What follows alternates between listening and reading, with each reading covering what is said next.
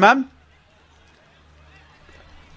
كان لازم يوجه بقى، هنا مشيت معاه الكوره يحطها في الزاويه البعيده، لكن هو حطها في الزاويه الضيقه. محمد هدف تعادل عملها محمد ابراهيم، عدى في سنتيمتر صغير قوي في مسافه ضيقه وعملها عرضيه عشان عبد الله سيسي بيحرز هدف التعادل. عبد الله سيسي في الدقيقه 82 عبد الله سيسي يحرز هدف التعادل في الدقيقه 82. عبد الله سيسي عدى هنا محمد ابراهيم، عملها حلوه قوي قوي قوي محمد ابراهيم. هي دي الحلول اللي بنقول عليها المهاره الفرديه.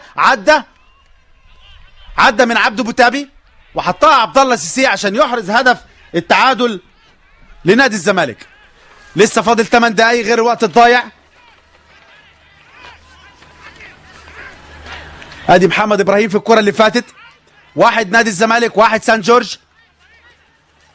تركيز بقى في الفتره اللي جايه من نادي الزمالك. ادي عبد الله سيسي ومحمد ابراهيم هما الاثنين التغييرات اللي عملوا فرق في نادي الزمالك. كان ممكن يبداوا اللقاء